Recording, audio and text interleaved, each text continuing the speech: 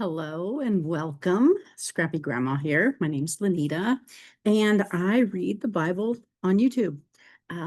Father, a couple years ago, said, I want you to start reading the Bible and sharing it with others and show the beauty and the joy of being in the Word every day, every week, and holding it up as a mirror to our lives to be able to go, okay, how does my life align with what I'm reading and studying this week? And so that's what the Torah Portions is. It's actually the oldest Bible study in the world.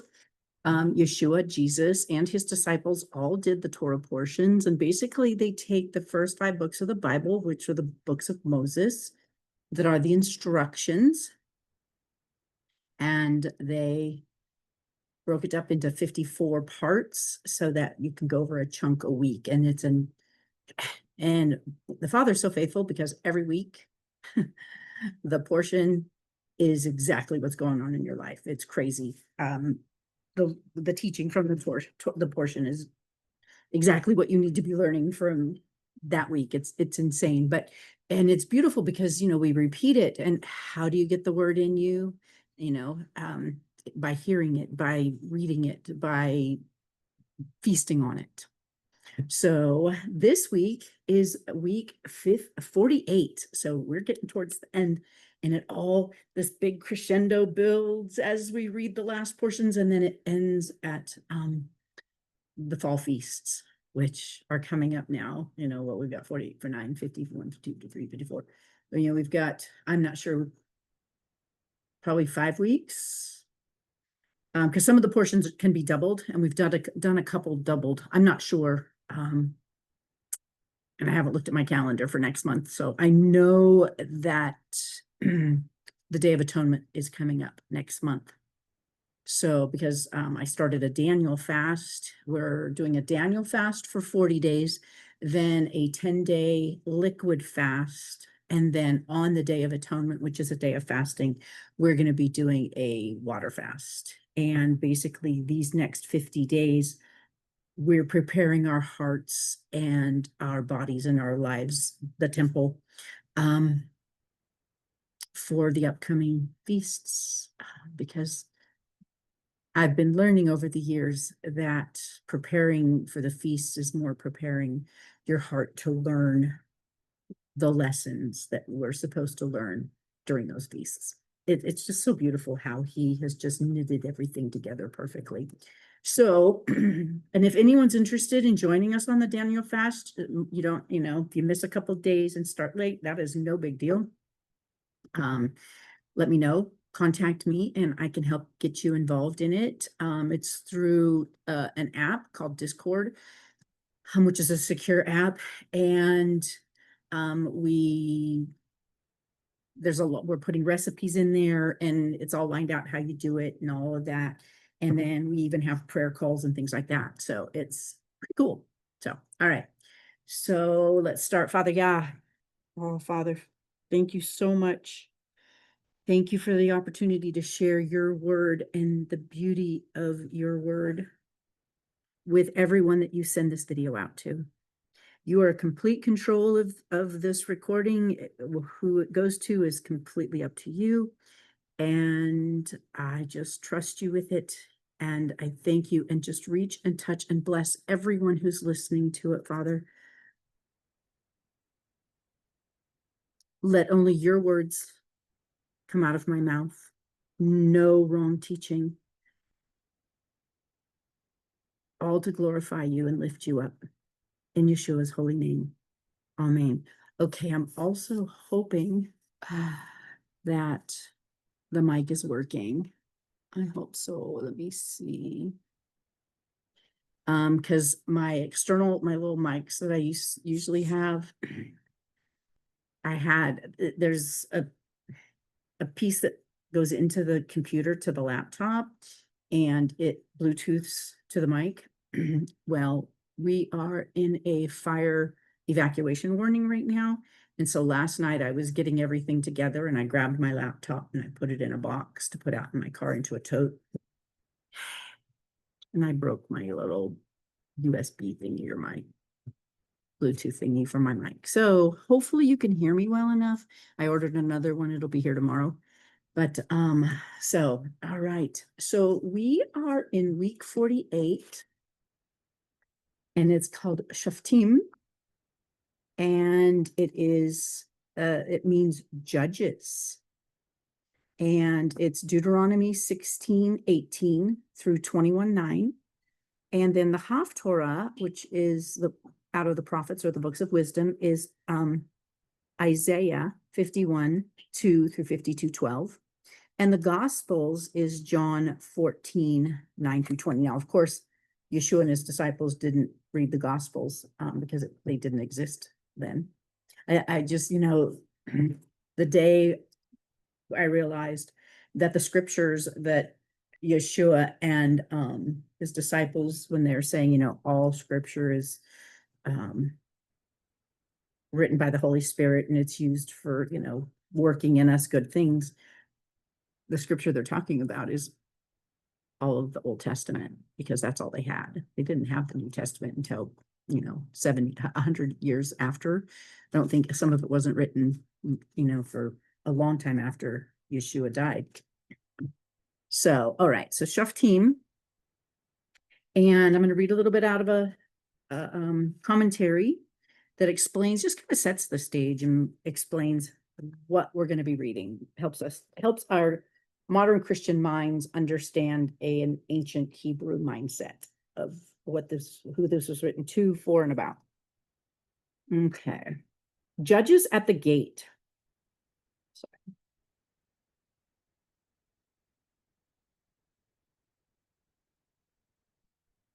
Judges at the gate. Moses commanded the Israelites to enforce theocratic law on every Jewish city of the Promised Land.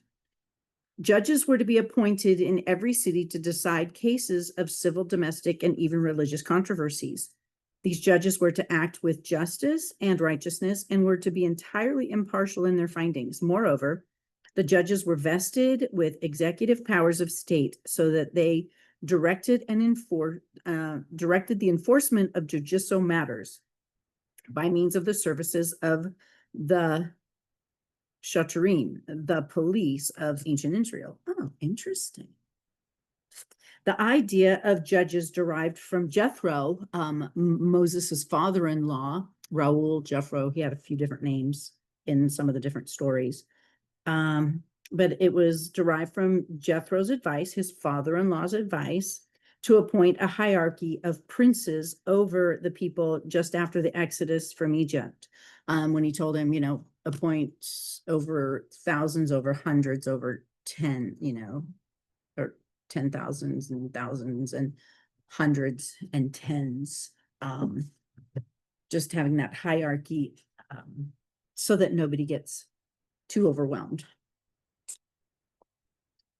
So in practical terms, this meant that every town in Israel was to have its own law court or house of judgment with its own police force. In smaller towns, a court was to have no less than 3 judges to render binding decisions. In larger towns, 23 were required.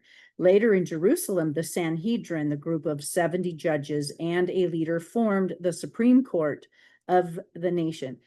Doesn't this help to kind of make more sense of everything? I mean, when you've read these things before, did you ever think about, I knew that Jethro, set up the 70 original, and,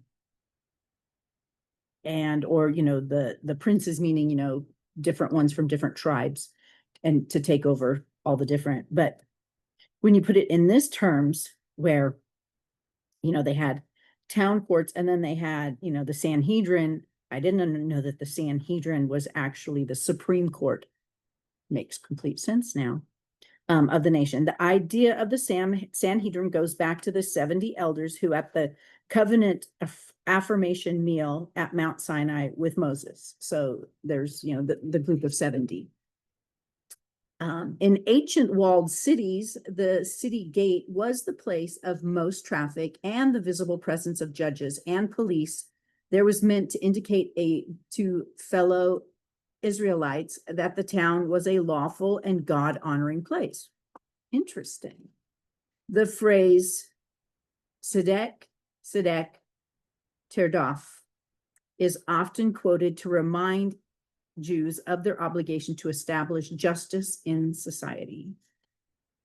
Prohibitions against idolatrous forms of worship, Asherah trees, idolatrous pillars, or stone monuments, and the prohibition of offering blemished animals to Yah followed these commandments to establish justice in the land.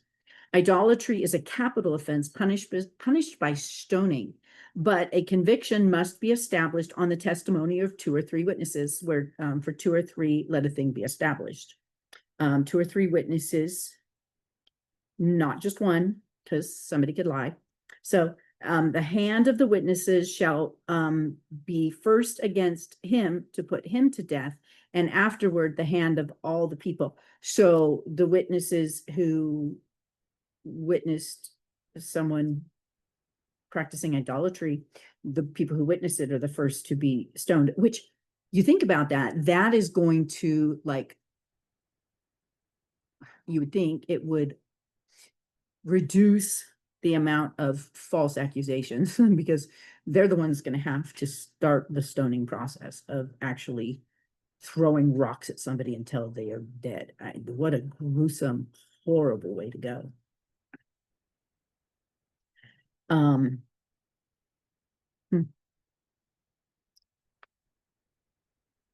Then if a local court finds a case too difficult to decide, it was to be referred to the higher authority, the Sanhedrin, whose decision was considered final. The courts and judges are hereby invested with the authority to interpret and decide all matters of Torah case law. So everything was based on Torah instructions. Appointing a king. Moses foresaw that a time would come when the people would desire a king to rule over them, as did other nations. When this occurred, the king was to be an Israelite chosen by Yah, who was not to misuse his powers to amass many horses, maintain a harem, or accumulate great wealth. This is the coolest thing. Every king was to handwrite a copy of the first 5 books of the Bible, the Torah. They had to handwrite it. And I think, gosh, I should do that. I mean, I'm not a king or anything, but what a way to get it into your heart. You know, when I know with me, I take notes and I probably never even look at them again, but the actual act of taking the notes is what like cements it into my brain. So anyway, he has to write a copy of the Torah using his own hand so that he could be a God-fearing and Torah-observant Hebrew during his entire reign, or Israel reign. In this connection, Moses then waxes prophetic and speaks of a coming Mashiach, Messiah, the true and rightful king of Israel. Moses' prophecy of Messiah. The Lord your God will raise up for you a prophet like me from among you, from your brothers. It is to him you shall listen, Deuteronomy 18:15. In this parsha, we find the only passage of the entire Torah where Moses explicitly identifies himself as a prophet of the Most High. Moreover, this is also the only passage where Moses identifies the coming Messiah, Yeshua, Jesus, a prophet like me, Deuteronomy 18:15, and John 6:14. In the New Testament, we read that the scribes had sent a delegation to question John the Baptist, asking him 2 questions. Are you Elijah? This referred to Malachi's prophecy that the prophet Elijah would come as a messenger before the appearance of Messiah. To this day, Jews around the world still set out a cup of wine for Elijah at Passover in anticipation of his arrival as the forerunner of the Messiah. Well, yes, John the Baptist was a type and shadow of Elijah. So, and are you the prophet? This referred to Moses' prophecy that God would send a prophet like me, you know. So are you Elijah? Are you the Messiah? We further read that when Philip encountered Nathanael, he said, we have found him of whom Moses in the law. We have found him of whom Moses in the law and also the prophets wrote. Jesus of Nazareth, the son of Joseph. After Yeshua fed the 5,000, the people began to ask if this was the prophet who was to come into the world. Peter identified Yeshua, and that's John 6:14. And Peter identified Yeshua as the prophet, Acts 3:22 and 23. And in his apologetic before the Sanhedrin, Stephen the martyr declared that Yeshua was the promised Messiah, this is that Moses who said to the children of Israel, the Lord your God will rise up for you a prophet like me from your brethren. Him you shall hear. Acts 7:37 and 38. Yeshua, a prophet like unto Moses. In the light of the passage of scripture, here are 30 ways in which Yeshua resembles Moses. See, and if you don't know the Torah, you don't know these things. That's why we study the instructions to be able to understand all of the rest of the book. So just as there were 400 years of silence before the Lord sent Moses to deliver Israel from his bondage to Pharaoh, so there were 400 years of silence before he sent his own son, Yeshua the Messiah, to utterly deliver Israel from her ultimate bondage to sin and death. Both Moses and Yeshua were sent from God, Exodus 3:1 through 10, and John 8:42. Both Moses and Yeshua were Jews, Hebrews, Israelites. Moses was from the tribe of Levi, so he was not a Jew. Tribe of Jehudah, Jews. That's one thing about this book, that it will use the word Jew when it's talking about any of the 10, 12 tribes sometimes. And so no, both Moses and Yeshua were sent from God. Both Moses and Yeshua were Israelites. Exodus 2:1 and 2, Matthew 1:1 through 16, Luke 1 and 2, Hebrews 7:14. This is significant since Muslims claim that Muhammad is the prophet that Moses referred to, which cannot be true since Mashiach must be a Hebrew. See John 4:24. Both had faithful Hebrew parents, Exodus 2:2, Hebrews 11:23, and Matthew 2:13 and 14. Both were born under foreign rule, Exodus 1:8 through 14, and Luke 2:1. Both were threatened by wicked kings, Exodus 1:15 and 16, and Matthew 2:16.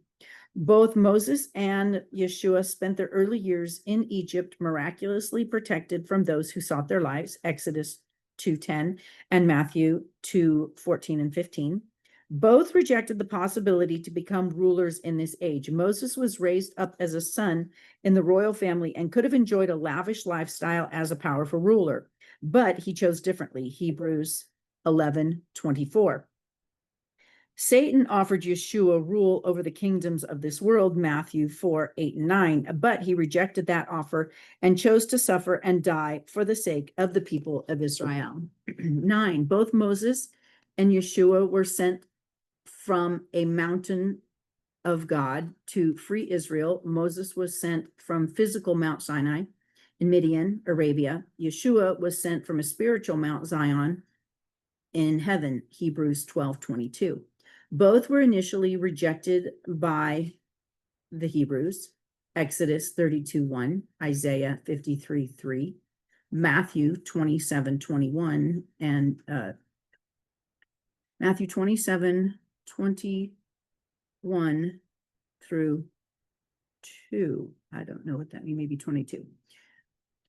Romans 11:25. Both were accepted by Gentiles, Moses by the Midianites, and Yeshua by the world, Acts 10:45 and 1 Timothy 3:16. Oh, and the other one was Exodus 2:14 and 22. Both were criticized by their family, Numbers 12:1 and Mark 3:20 through 1.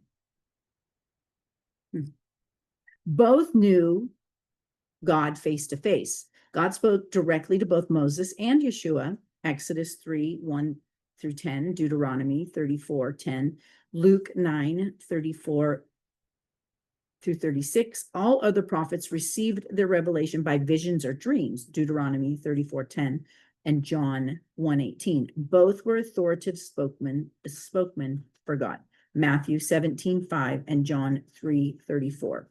Both were teachers, Deuteronomy 4:1 through 5 and Matthew 22:16 and John 3:2. Both revealed God's name, Exodus 3:13 through 14 and John 17:6 and 11 and 12. Both were faithful to God, Numbers 12:5 through 7 and Hebrews 3:1 and 2. Both gave the people bread from heaven, Exodus 16:14 and 15, Matthew 14:19 and 20, and performed various miracles, Exodus 4:21 through 8, Deuteronomy 34:10 through 12, John 5:36 and 12:37 through 8.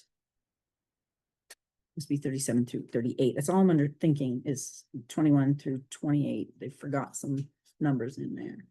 Both were appointed as saviors of Israel, Moses as Israel's deliverer from bondage to Pharaoh, and Yeshua as Israel's deliverer from the bondage to Satan. Both were shepherds of Israel. Moses led the Israelites through the wilderness, Exodus 3:1, the book, and the whole book of Numbers. Yeshua led his followers as the good shepherd, John 10:10 and 11, and Matthew 9:36. Both were humble servants of the Lord, Numbers 12:3, Luke 2:46 through 47, Philippians 2:8 and 9. Both fasted for 40 days in the wilderness, Exodus 34:8 and Matthew 4:2. Both were mediators of a covenant of blood, Moses of the old covenant, Exodus 24:7 and 8, and Yeshua of the new covenant, Matthew 26 through 28, Mark 14:24, Luke 22:20, Hebrews 9:11 through 15, 1 Corinthians 11:25, and 2 Corinthians 3:6.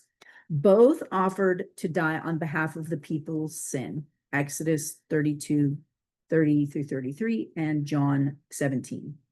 Just as Moses instructed the Lord's Passover on Nisan 14 as a means by which the angel of death would pass over the Israelites who trusted in God's promise regarding the blood of the Lamb, Exodus 12:11 and 12, so Yeshua offered himself as the sacrificial Lamb of God who takes away the sins of the world, John 1:29.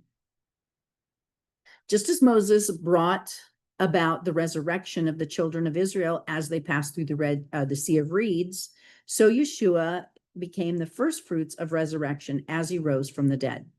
Just as the Torah was given to Israel 50 days after the exodus of Egypt on Shavuot or Pentecost, so Yeshua sent the Holy Spirit to form the church 50 days after his resurrection. Both of their faces shone with glory of heaven, Moses on Mount Sinai, Exodus 34:34 through 35, and Yeshua on the mountain of transfiguration, Matthew 17:2. As Moses lifted up the brazen serpent in the wilderness to heal his people, Numbers 21:8 and 9, so Yeshua lifted up on the cross to heal all believers from their sin, John 12:32. As Moses conquered the great enemy of Israel, the Amalekites, with his upraised arms, Exodus 17:11, so Yeshua conquered our ultimate enemy of sin and death by his upraised arms on the cross, John 19:18. As Moses sent 12 spies to explore Canaan, Numbers 13, so Yeshua sent 12 apostles to reach the world, Matthew 10:1. And Moses appointed 70 rulers over Israel, Numbers 11:16 through 17. So Yeshua anointed 70 disciples to teach the nations, Luke 10:1. So how was Yeshua a prophet like Moses? Like Moses, he was a Hebrew, a leader, a prophet, a lawgiver, a savior, a teacher, a priest, an anointed one, a mediator between God and man, speaking the words of God. And like Moses, he offered to die for the sins of the people. So I'm going to stop there and get started because we've already gone on. So I'm going to share my screen. Come on, there we go. Share. And I'm going to share it with that and that and that. Okay. Share. All right, we're going to start in Deuteronomy 16:18 and go through 21:9. So, and appoint judges and officers within all of your gates, which Yah your Elohim is giving you, according to your tribes, and they shall judge the people with righteous right ruling. Do not distort right ruling. Do not show partiality, nor take a bribe, for a bribe blinds the eyes of the wise and twists the words of the righteous. Follow righteousness, righteousness alone, so that you live and inherit the land which Yah your Elohim is giving. Forbidden forms of worship. Do not plant for yourself any trees as an Asherah near the slaughter place of Yah your Elohim that you make for yourself, and do not set up a pillar which Yah your Elohim hates. And you think about pillars, you think about the Washington Monument, you think about in Rome at the Vatican, they have the big pillar there. People are even, steeples on churches. So 17, and do not slaughter to Yah your Elohim a bull or a sheep which has any blemish, any evil matter, for that is an abomination to Yah your Elohim. When there is found in your midst, in any of your cities, which Yah your Elohim is giving you, a man or a woman who does what is evil in the eyes of Yah your Elohim in transgressing his covenant, so basically going against everything they just agreed to, in the commandments that were given, the laws, the instructions, they all agreed to it. So if you find anyone, a man or a woman, transgressing it and has gone and served other mighty ones and bowed down to them, or to the sun or to the moon or any of the host of the heavens, which I have not commanded, which how many people, worship the sun and the stars and stuff. It has been known to you, and you have heard and have searched diligently, then see if it's true. The matter is confirmed that such an abomination has been done in Israel.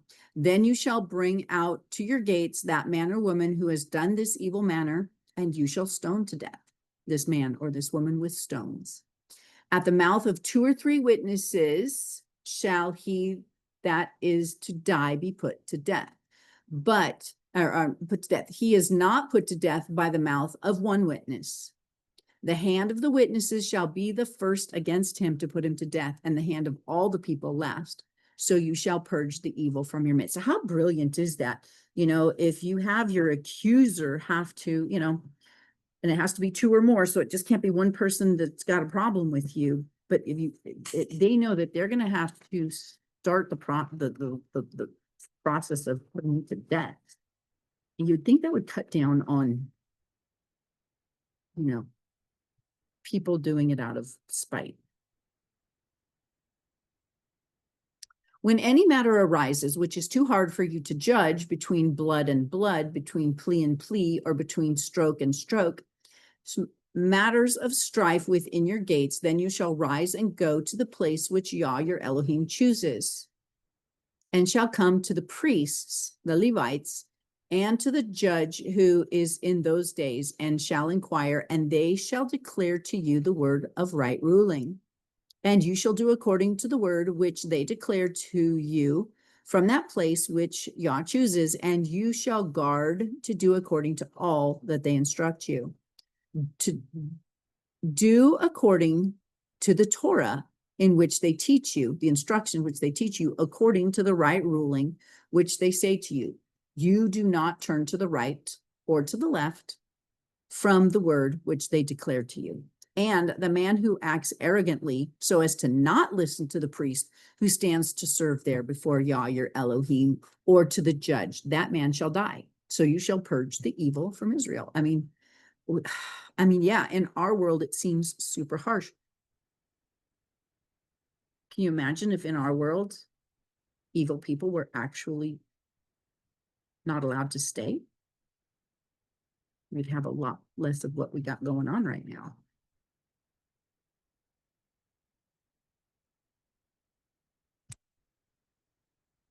And let all the people hear and fear and no longer do arrogantly. Laws concerning Israel's kings. When you come, see, so, I mean, they haven't even asked for a king. When you come to the land which Yah your Elohim is giving you, and you shall possess it and shall dwell in it, you shall say, let me set a sovereign over me like all the nations that are around me. So he knew. You shall certainly set a sovereign over you who Yah your Elohim shall choose. Set a sovereign over you from among your brothers. You are not allowed to set a foreigner over you who is not your brother. Only he is not to increase horses for himself, nor cause people to return to Mitzrayim to increase horses. For Yah has said to you, do not return that way again.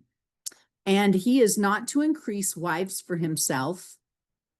I guess Solomon didn't listen to that. Unless his heart turn away, which is what happened, nor is he to greatly increase silver and gold for himself. And it shall be when he sits on the throne of his reign that he shall write for himself a copy of this Torah in a book from the one before the priests and Levites. So he would go and get the scroll and then he would copy it out word for word. How cool is that? What? Just so that he knows that he does things the way he was instructed. And it shall be with him, and he shall read it all the days of his life. Torah portions, we read it every year over and over and over and over again. And every year we learn something new, and it always builds on itself.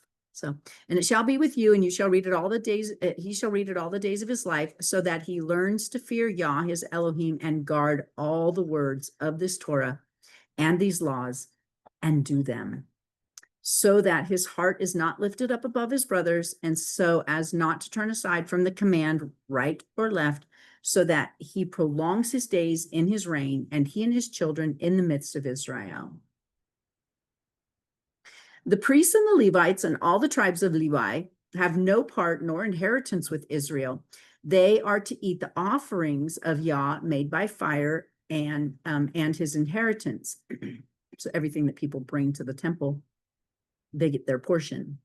But among his brothers, Levi has no inheritance. Yah is his inheritance, as he has spoken to him. And this is the priest's right from the people, from those who slaughter a slaughtering, whether it's a bull or a sheep, they shall give it to the priest, the shoulder and the two cheeks and the stomach. And the first fruits of your grain, the new wine of your oil, and the first of the fleece of your sheep you give to him. For Yah, your Elohim, has chosen him out of all your tribes to stand to serve in the name of Yah, him and his sons forever. And when a Levite comes from one of your gates, from where he is sojourned among all of Israel, and shall come with all the desire of his being to the place which Yah chooses, then he shall serve in the name of Yahweh, his Elohim, like all of his brothers, the Levites, who are standing there before him, before Yah. They have no portion to eat besides that comes from the sale of his inheritance. The abominable practices. When you come into the land which Yah your Elohim is giving you, do not learn to do according to the abominations of the nations. So let's kind of picture this. We're essentially living in a foreign nation, Babylon, with the nation that we live in does not follow Yah's practices. The churches in this nation do not follow Yah's practices. He wrote it all out in Leviticus, in Genesis, Exodus, Numbers, Leviticus, and Deuteronomy. All of them explain what it is he'd like us to do, his feasts, his way of worship, and sadly, the country that we live in, well, most of the countries of the world, we have a pagan Christmas, a pagan Easter, all the holidays. We don't do his holy days that he lined out for us. We practice the culture of that we live in. And he says right here, when you're in this land, Don't do what everyone else around you is doing. They're actual abominations. I mean, it provokes him to wrath. He hates it. Let no one be found among you who makes his son or daughter pass through the fire, or one who practices divination, or uses a user of magic, or one who interprets omens, or a sorcerer. Passing your daughter or son or daughter through the fire was child sacrifice, and they did this for better crops, for a better life, for rain, so that that their crops will grow and things like that. And so their life would be better. They'd sacrifice one of their children. And today we kind of have the same thing. We have abortion. And the reason most people do abortion is because that child at that point in time would be inconvenient.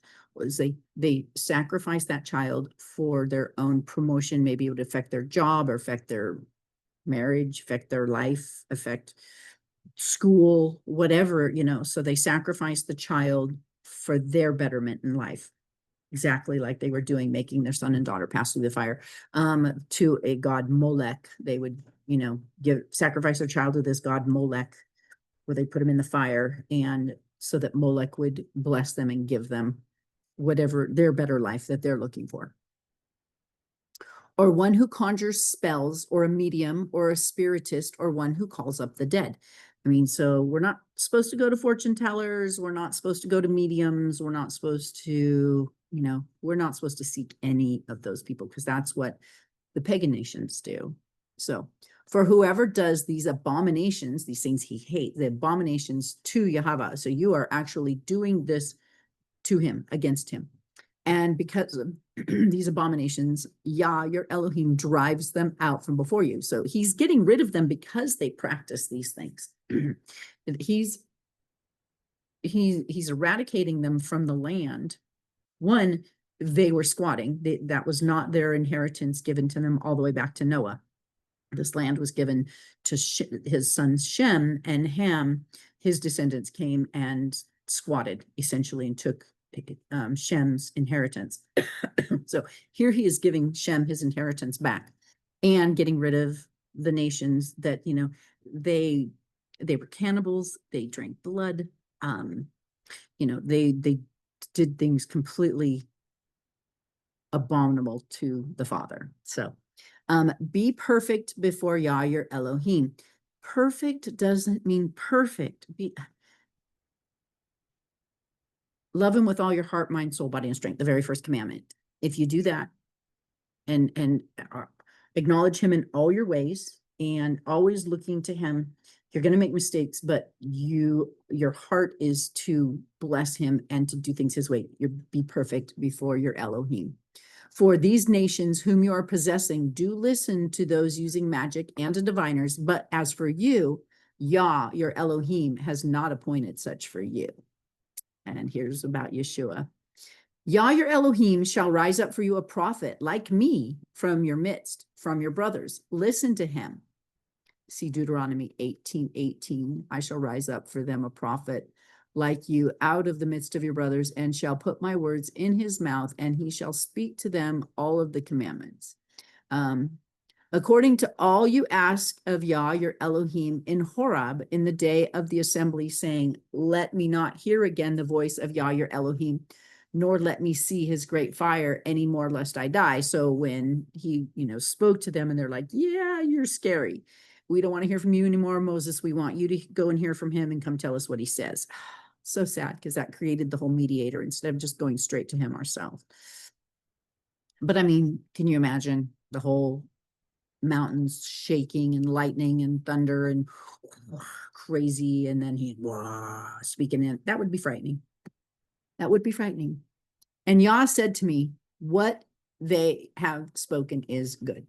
Fine. If they want a mediator, we're going to give them a mediator.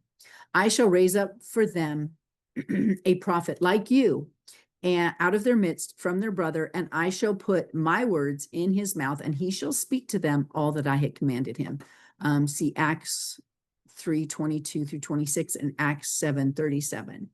And it shall be the man who does not listen to my words, which he speaks in my name, I require it of him.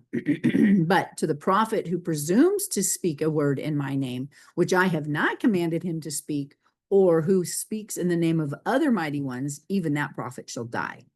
And then you say in your heart, how do we know the word which Yah has not spoken? When a prophet speaks in the name of Yah and the word is not or comes not, that is the word which Yah has not spoken. The prophet has spoken it presumptuously. Do not be afraid of him. So basically, if his prophecies don't come true, he's not a prophet. 19, I think we're going to 21. We've got some reading to do. When Yah your Elohim cuts off the nation whose land Yah your Elohim is giving you, and you dispossess them and dwell in their cities and in their houses, separate 3 cities for yourself in the midst of the land which Yah your Elohim is giving you to possess. Prepare a way for yourself and divide into 3 parts the border of your land which Yah your Elohim is giving you to inherit, that any manslayers shall flee to it. So this is the cities of refuge. And this matter of the manslayer who flees there and lives, he who strikes his neighbor unknowingly, not having hated him in the past, even he who goes to the forest with his neighbor to cut timber, and his hand swings a stroke with the axe to cut down a tree, and the head slips from the handle and strikes his neighbor so that he dies. I'm laughing because, it's just so random that this is the example, but let him flee to one of these cities and live, lest the avenger of blood, while his displeasure is hot, pursue the manslayer and overtake him, because the way is long, and shall strike his being, though he is not worthy of death, since he had not hated him before. Okay, so it was an accident, but it caused a death, involuntary manslaughter. The family of the man that was killed has a revenger of blood. It's the next person in line probably is to go and kill the person who killed their brother, unless that man can get to the city of refuge. That's why they want them nicely spaced, so if something happens, they can get to the city of refuge and not be killed, because it was an accident. Not punishable by death. Therefore, I'm commanding you, saying, separate 3 cities for yourself. And if Yah your Elohim enlarges your border, as he swore to your fathers, and has given you the land which he promises to give to your fathers, then you shall guard all this command and do it, which I am commanding you today, to love Yah your Elohim and to walk in his ways all of the days. Then you shall add 3 more cities for yourself besides these 3, so that innocent blood is not shed in the midst of your land, which Yah your Elohim is giving you as an inheritance, or blood guilt shall be upon you. But when anyone hates his neighbor and shall lie in wait for him and rise up against him and strike his being so that he dies, then he shall flee to one of these cities, and the elders of these cities shall send him and bring him from there and give him into the hand of the revenger of blood, and he shall die. Your eyes shall not pardon him, but you shall purge the blood of innocent blood from Israel, so that it might be well with you. Property boundaries. Do not remove your neighbor's boundary, which those in the past have set in your inheritance, which you're inherited in the land of Yah, your Elohim is giving to you to possess. Be satisfied with what you have. Laws concerning witnesses. 1 witness does not rise up against a man concerning any crookedness or sin that he commits. At the mouth of 2 witnesses, or at the mouth of 3 witnesses, a matter is established. Or 2 or 3, a matter is established. It takes 2 or 3. So this always reminds me, of our self-speak, or as we're speaking about other people. So we know Yeshua is sitting at the right hand interceding for us night and day. We also know that Hasatan, Satan, that he goes before the throne, like as he did in Job, and and he goes, and he is, what's he called? The accuser. So he goes before the throne and he accuses, hey, did you see that they did this? Hey, did you see that they did that? Okay, so now when we're speaking either about ourselves or about other people, are we going to come in alignment and speak what this enemy's speaking? Are we going to be that second witness before the throne of the Most High, saying, yeah, look what that person did, and bringing condemnation on them? Or are we going to be long-suffering and forgiving and repentant and have a clear conscience, and we're going to come into agreement and be that second witness to Yeshua?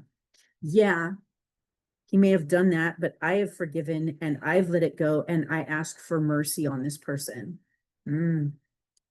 So, when a malicious witness rises up against any man to accuse him of turning aside, then both the man who have the dispute shall stand before Yah, before the priests and the judges to serve in those days. And the judges shall diligently search and see if the witness is a false witness who has falsely accused his brother. What is this? We're not supposed to bear false. Do not bear false witness. Then you shall do to him as he thought to have done to his brother. Thus you shall purge the evil from your midst. And let the rest hear and fear, and never again do this evil matter in your midst. And they do this publicly so that people would go, dang, this is serious business. I don't want to do that. I'm going to do what I'm supposed to do. It's motivation. And let your eyes not pardon, life for life, eye for eye, tooth for tooth, hand for hand, foot for foot. And when you go out to battle against your enemies and shall see horses and chariots and people more numerous than you, do not be afraid of them, for Yah your Elohim, who brought you up out of the land of Mitzrayim, is with you. So this is just so good because, like one of the biggest, there were two major sins of the Israelites. One was the golden calf, worshiping, as an idol. The second was the bad report from the 12 spies, from the 10 spies that came back, and, Father had already promised him, Yah had already promised them this land, and he had taken them, and it was time to go in. And they're like, ooh, maybe we should have some spies go. And Moses yeah, should we? Okay, yeah, go ahead. Spies can go. Two of them came back totally, fully, completely trusting Yah, no matter what they saw out there. They all saw the same things. But Caleb and Joshua came back and said, we got this. Yah's on our side. He's already delivered them into our hands. Let's go. The other 10 actually went straight to the congregation. And they're like, dude, there's giants and we look like grasshoppers. This is terrifying. I don't think we can do this, because they were looking at it in the physical of them doing it and not having the faith, trusting that Yah was going to do it. And here now it's 40 years later because of that. They ended up having to wander the wilderness for 40 years until that whole generation died out. Now it's time for their children to go in. And he's like, let's not make the same mistake. Trust me. You're going to go up. It's going to look scary. Okay, so how many things in our life? Trust him. We're facing scary things. My gosh, this world is insane. Who would have thought that we would live to see some of the things we're seeing in our world? And it's terrifying. And we all kind of feel it. Something scary is coming. It's, but who are we going to trust? Who are we going to believe? If we are walking in his ways and we are keeping his commands and we are doing everything to the best of our ability and we're repenting and we're forgiving and we're loving him with all our hearts, mind, body, soul, and spirit, and we're loving our neighbors as ourselves to the best of our ability, we can trust him that he's going to conquer those giants. He's going to give us the land. He's going to take care of all of those scary things. And it shall be when you draw near to the battle that the priest shall come and speak to the people and shall say to them, hear, O Israel, you are drawing near today to battle with your enemies, and do not let your heart faint. Do not fear or tremble or be afraid before them. This is what Yeshua, the priest, the high priest, tells us. Do we listen? For Yah your Elohim is he who goes with you to fight for you against your enemies to save you. And the officers shall speak to the people, saying, who is the man who has built a new house and has not dedicated it? let him go and return to his house, lest he die in battle and another man dedicate it. And who is the man who has planted a vineyard and has not begun to use it? Let him also go and return to his house, lest he die in the battle and another man begin to use it.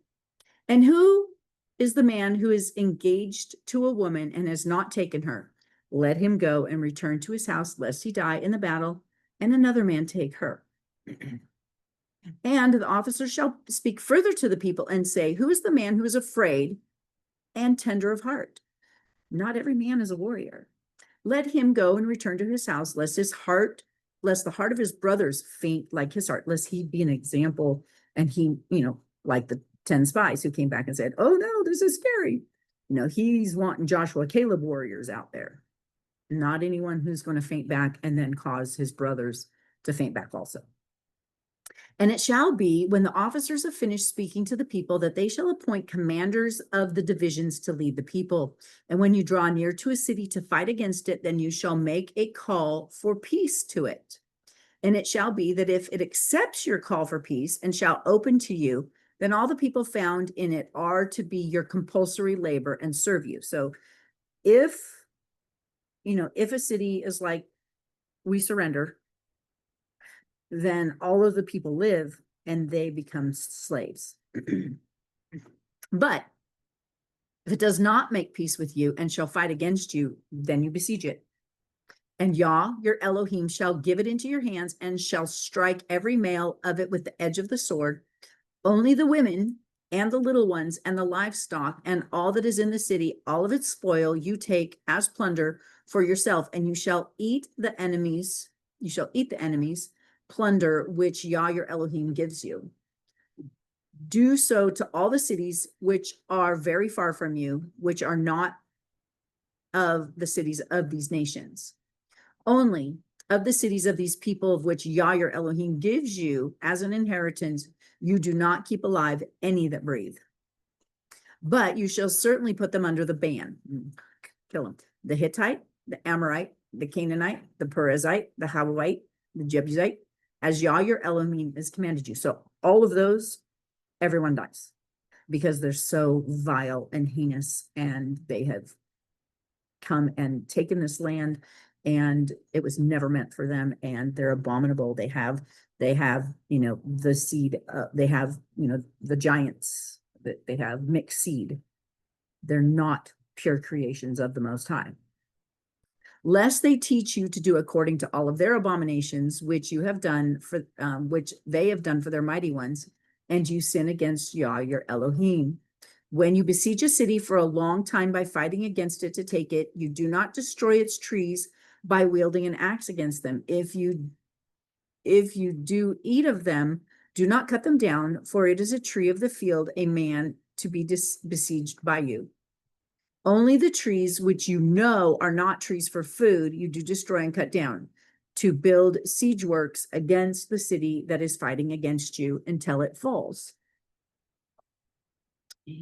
21. When anyone is found slain, lying in a field in the land which Yah your Elohim is giving you to possess, and it is not known who struck him, then your elders and your judges shall go out, and they shall measure the distance from the slain man to the cities round about. And it shall be that the elders of the cities nearest to the slain man shall take a heifer, which has not been worked, which has not been pulled with a yoke, and the elders of that city shall bring the heifer down to the wadi with flowing water, which is neither plowed nor sown, and they shall break the heifer's neck there at the wadi. And the priests and the sons of Levi, the sons of Levi, shall come near, and Yah your Elohim has chosen them to serve him and to bless in the name of Yah.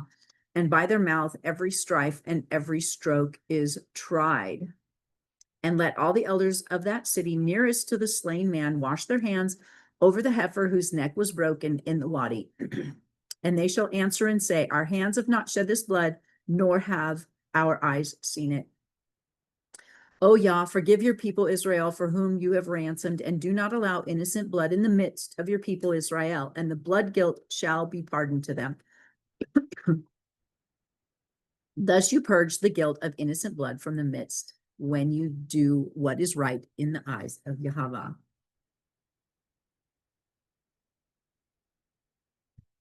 All right. That is the end of the Torah portion. Now the Haftarah, Isaiah 51. Isaiah 1.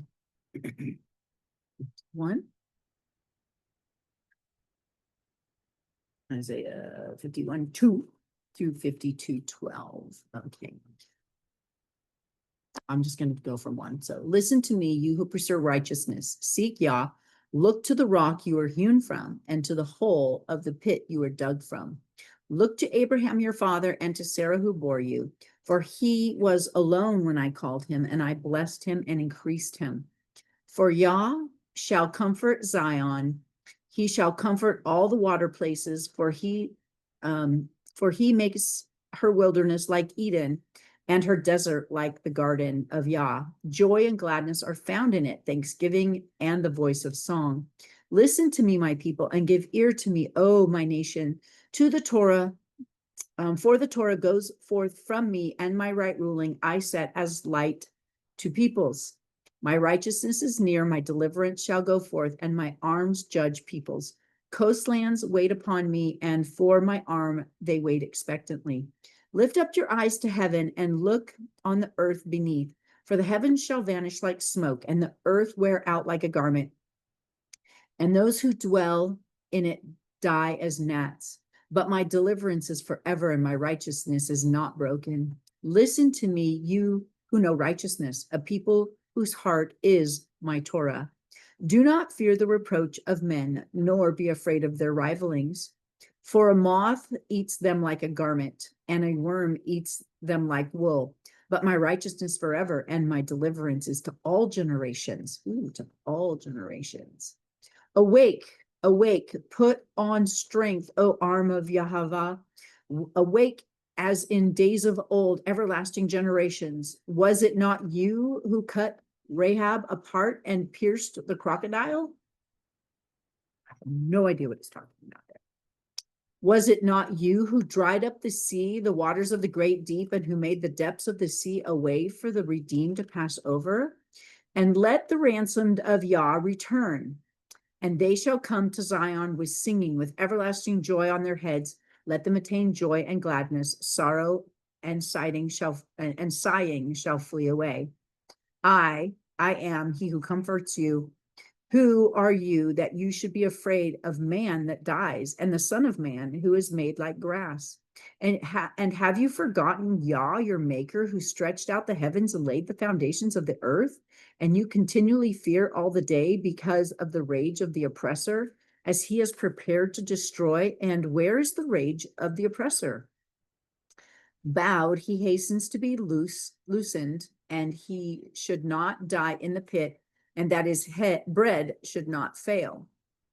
But I am Yah, your Elohim, stirring up the sea, and its waves roar. Yah of hosts is his name. Yahweh of hosts is his name. And I have put my words in your mouth, and with the shadow of my hand I have covered you, to plant the heavens and lay foundations of the earth, and say to Zion, you are my people. Awake, awake yourself. Rise up, O Jerusalem. You who have drunk at the hand of Yah the cup of his wrath, you have drunk the dregs of the cup of reeling and drained it out. Of all the sons she bore, she has none to guide her, and of all the sons she has brought up, none is strengthening her hand. Both these are coming upon you. Who is sorry for you? Ruin and destruction, scarcity of food, and sword. How shall I comfort you? Your sons have fainted. They lie at the head of all the streets. Like a gazelle in the net, they are filled with the wrath of Yahweh, the rebuke of your Elohim. Therefore, please hear this, you afflicted and drunk, but not with wine. Thus said your master Yahweh and your Elohim, who pleads the cause of his people. See, I shall take you out of the hand of the cup of reeling, the dregs of the cup of my wrath. Never again shall you drink it. What a beautiful promise.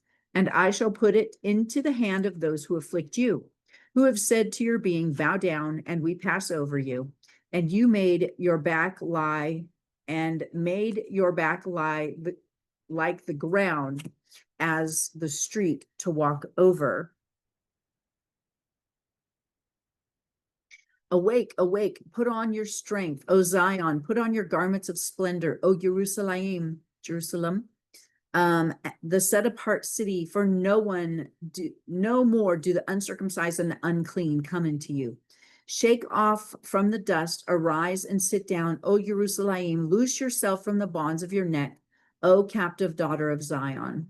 For thus said Yahweh, you have been sold for naught, and you are redeemed not with silver.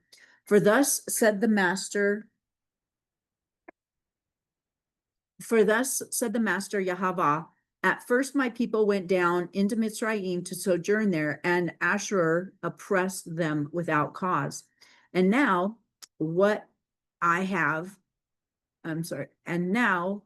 I here, declares Yahweh, that my people are taken away for naught. Those who rule over them make them wail, declares Yah, and my name is despised all day continually. See Psalm 74:10, Psalm 74:18, Exodus 27, and Deuteronomy 5:11. Therefore, my people shall know my name in that day, for I am the one who is speaking. See, it is I. How pleasant upon the mountains are the feet of him who brings good news, who proclaims peace and brings good news, who proclaims deliverance, who says to Zion, your Elohim reigns. The voice of your watchmen, they shall lift up their voices together and shout for joy, because eye to eye they see the return of Yah to Zion. Man, there's a lot of watchmen speaking now of what they're seeing. And I have to say, I believe his return is coming quickly. Break forth into joy, sing together, you waste places of Jerusalem, for Yah shall comfort his people, he shall redeem Jerusalem. Yah shall lay bare his set apart arm in the eyes of all the nations, and all the ends of the earth shall see the deliverance of our Elohim. Turn aside, come out from there, touch not the unclean. Come out of her midst, be clean, you who bear the vessels of Yah. For you shall not come out in haste, nor go in flight, for Yah is going before you, and the Elohim of Israel is your rear guard. Oof. He goes before us, and he's also our rear guard. He protects us. He has us. He protects round about us. And to me, this is really prophetic also, for the times that are coming.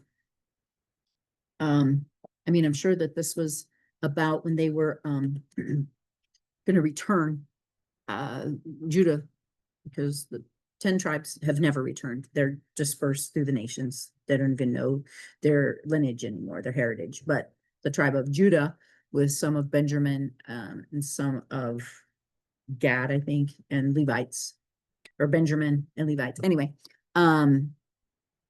but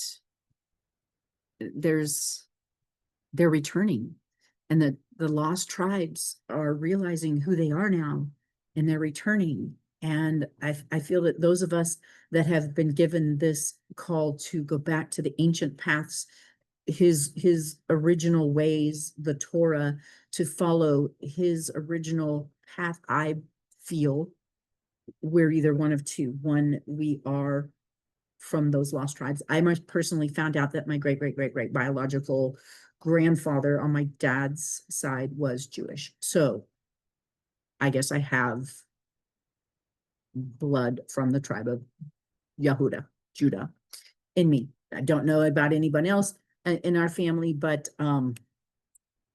that's kind of cool. Or we're either the lost tribes that are, it's like we get woke up to like, wait a minute, I'm reading in this and I believe I'm supposed to be following these things.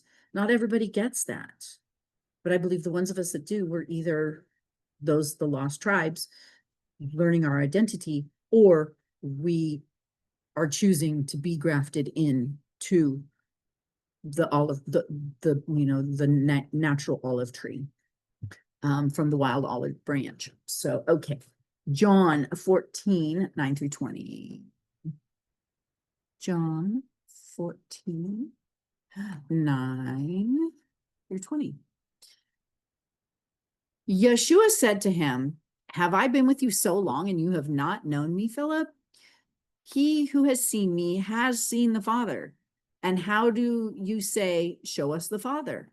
See, this is where I find it really interesting. Because people say, oh, Jesus came and he did away with all the laws, and that's always contradicted in my mind, because it's like, if you've seen me, you've seen the Father. The Father set out all of these, instructions for us to live well.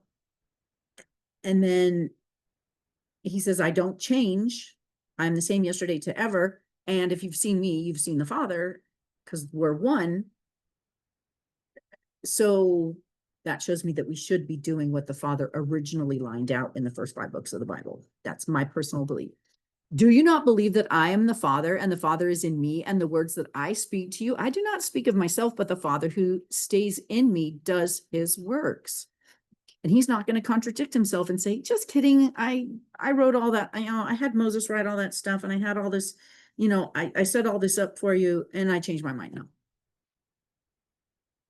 Yes, the law of like he was the sacrificial lamb, and that ended. Giving up the sacrifice, although I think it's in the book of Revelation or in Daniel or one of the books where it talks about where the sacrifices will start back up again in the 3rd temple before he comes, because the I forget his name, but the Antichrist that comes, he puts a stop to the sacrifices, so they start up again. But anyway, but that's going to be in, I don't know. I have no idea what it's going to be actually. So, but believe me, I am in the Father and the Father in me. Otherwise, believe me because of the works themselves. Truly, truly, I say to you, he who believes in me, the works that I do, he shall do also, and greater works than these he shall do, because I go to the Father. And here he's just like, oh, the law is a burden and it's too hard to do. That's why Jesus came, is because it was too hard. But no, Jesus came and he walked it out. And he says, because of me, you can too. And the law is not a burden. The law is such freedom. It's like we crave boundaries. And that's what the law gives us. It gives us that safe space of boundaries. We know everything in here is safe. Everything out there is not safe. Truly, I truly say to you, he who believes in me and the works that I do, he shall do also. See, we can do the same things that Yeshua did himself.